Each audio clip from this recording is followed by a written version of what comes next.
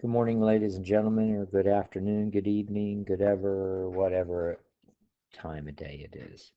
So we had this quiz over graphing factored polynomials yesterday. Yeah, probably 60 to 75% of us are yet to get a handle on doing this. So we're going to do a video over this. You need to watch the video. So whatever score you got on the quiz, if your score is not appropriate, then you will be able to retake that quiz. So let's get right on with it. So we're going to graph polynomials, and whether they're factored or not, we have to talk about the end behavior. We have to talk about the end behavior so we know if our graphing calculator is even giving us an appropriate picture of what a polynomial would look like. So let's review the end behavior. So if I have a polynomial, it's going to have a leading coefficient right here. It's going to have a leading coefficient A, and it's going to have a degree. It's a leading coefficient and a degree. I think a lot of us are making this more convoluted or more difficult than it really needs to be. If the degree is odd, if this number right here is odd, for example, 1, 3, 5, two things can happen. If it's odd, it's either going to start positive and end negative, or start negative and end positive. That's it. If it's an odd degreed polynomial, these two things are what's going to happen. Positive, negative, or negative to positive. What determines if it's positive, negative, negative, positive? That's going to depend on this leading coefficient. For right now, we're going to call that A. If A is negative, the daggone thing is going to start positive and negative. If A is positive, it's going to start negative and end positive. And if for any graph that starts positive, this is the statement that we can make. As x goes to negative infinity right here, as x goes to negative infinity over here, the function is going to go to positive infinity. As x goes to positive infinity right here, as x goes to positive infinity here, the function is going to go to negative infinity. So we're going to need to eventually be able to wrap our head around writing these end behavior statements. We need to know whether it starts positive and ends negative, but we also need to be able to write these end behavior statements. The other case, if n is odd, if the degree is odd, it's going to start negative and end positive. That's going to happen when this leading coefficient, A, is positive. If A is positive, the graph is going to start negative, and it's going to end positive. What does start negative mean? Start negative is this right here. As x goes to negative infinity again, what is the function doing? The function is going to negative infinity. As x goes to positive infinity, these are your x values. The y's, or the outputs, are going to go to positive infinity. So these are the two end behavior statements you're going to make if A is positive and the degree is odd. So this whole page is about if the degree is odd. So I'm going to zoom out here a little bit just to get you a picture of the entire page here. And here are some examples. Okay, so right here we're talking about odd degreed polynomials. Start positive and negative, or start negative and end positive. Here's a couple examples. A is negative, odd, going to start positive and end negative. Leading coefficient negative, odd, going to start positive and end negative.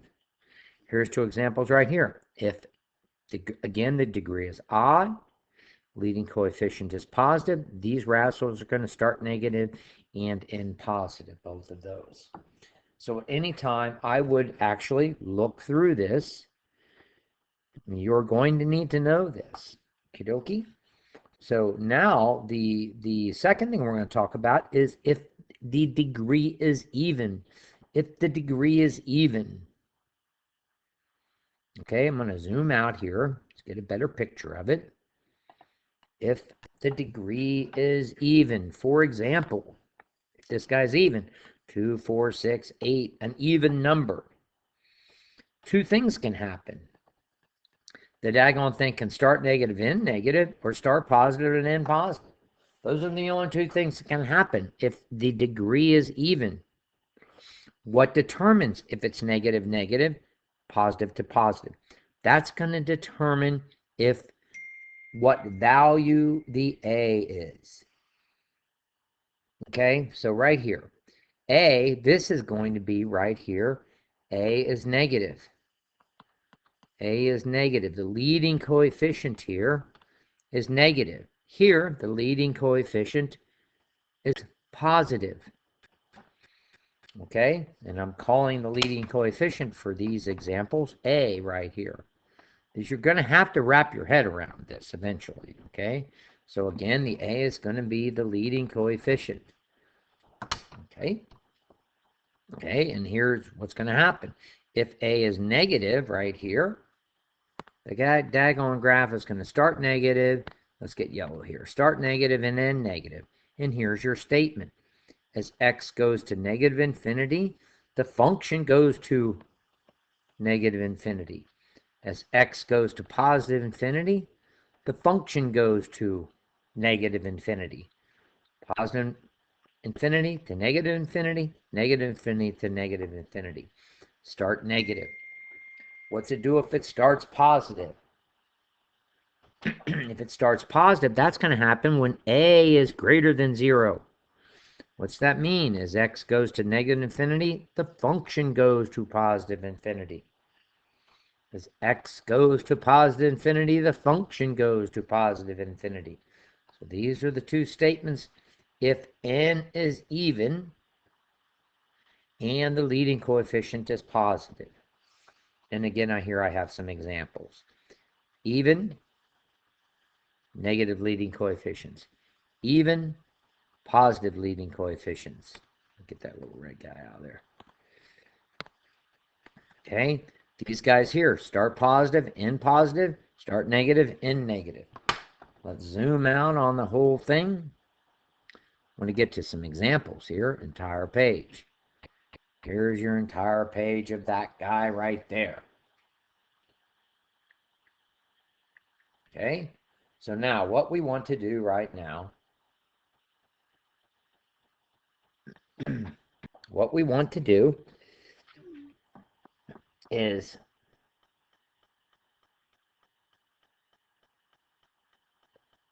go over a couple examples from yesterday's quiz.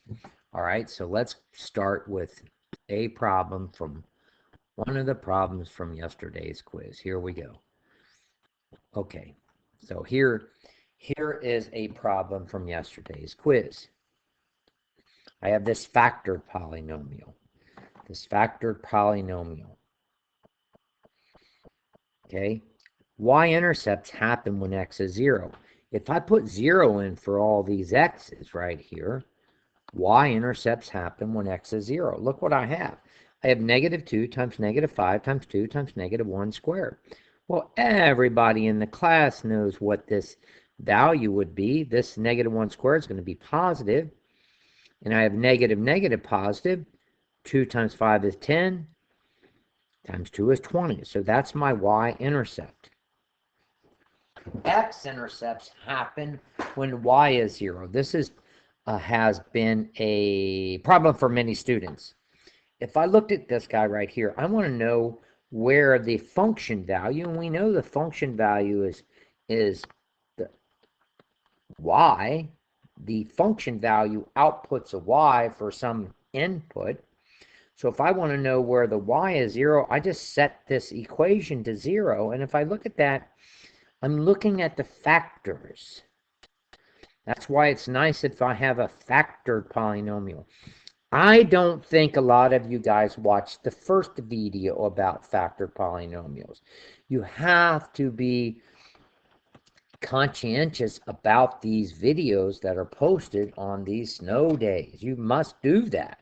They're just not off days. You've got to watch these videos at some time. If you don't have video at home, you're going to have to watch them sometime. Watch them at school. Come to school early. Watch them before school. Watch them after school. But you've got to watch these videos. Okay, so now I'm going to look at when these factors are 0. Well, when is x minus 5 0? We know it's 0 at 5. When is x plus 2 0? We know it's 0 at negative 2. When is x minus 1, 0? We know it's 0 at x equals 1. And so these are our three x-intercepts. 5, 0, negative 2, 0, and 1, 0. And what's going on here at this 1, 0? This is something you're just going to have to remember. If the factor has a power of 2, or an even power, it's going to be a bounce. So a lot of people are confused on the bouncing. A bounce happens when you have a factor to an even power. Okay, so on this particular example that we did, I'm going to zoom out, look at the whole problem to our page. Okay, I have, this is the function I had. This is one of the problems from yesterday. I found the y-intercept. I found the x-intercept. I have to look at the end behavior. I have to look at the end behavior because I'm going to act like I'm going to multiply this out. I'm not going to, but here we go. I'm going to zoom out so you can see better. Okay, this is the problem. And what am I going to do?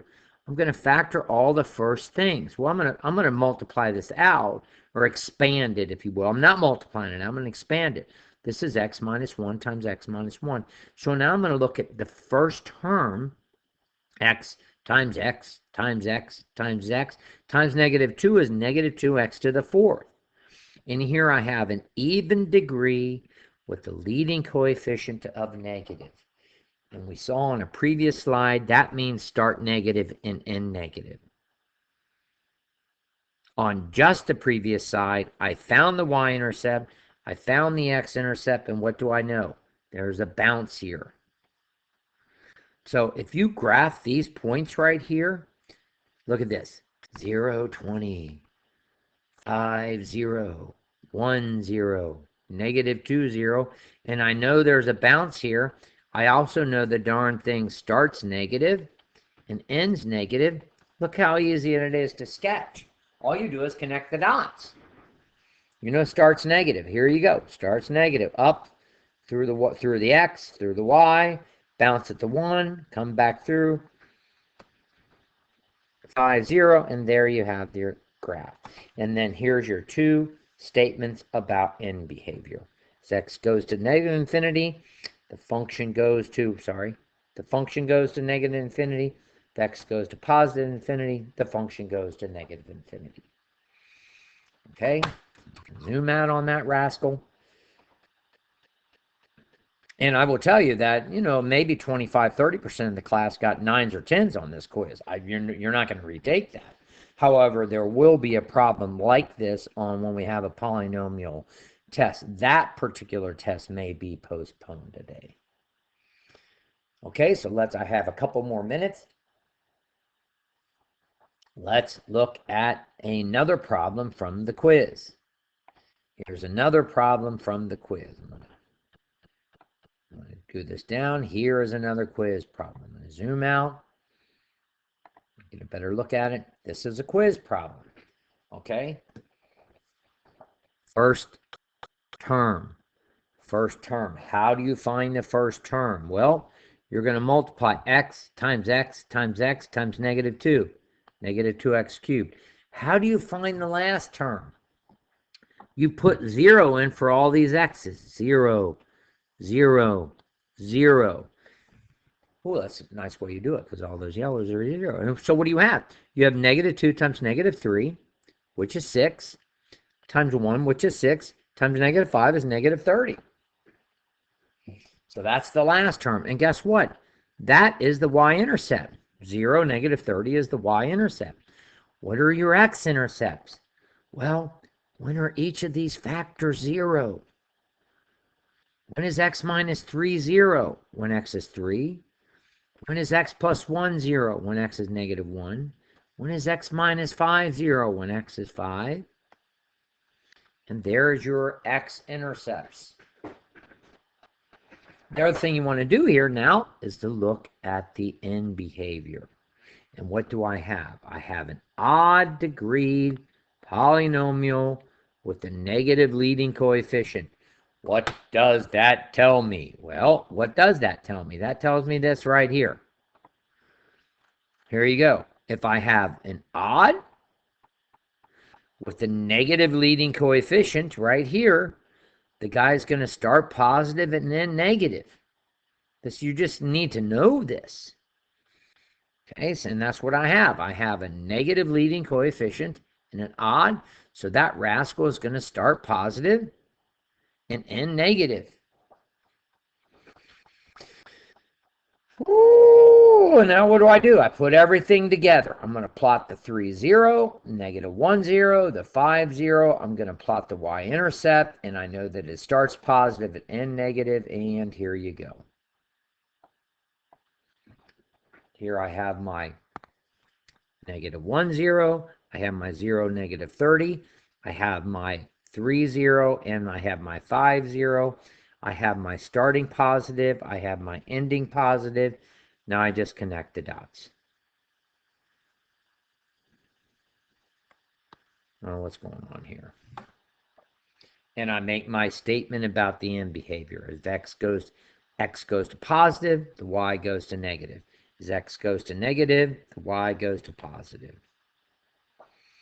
Okay, so we kind of have to wrap our heads around this, ladies and gentlemen, eventually. Well, pretty daggone soon. I'm sorry, I'm going to zoom all the way out so you can get a good picture. And then what I'm going to do during the video, during our Google Meet, is I'm actually going to go over the other two quiz problems. So we're going to retake this quiz as soon as possible so you can get those zeros or low scores out of the grade book. All right? So I'll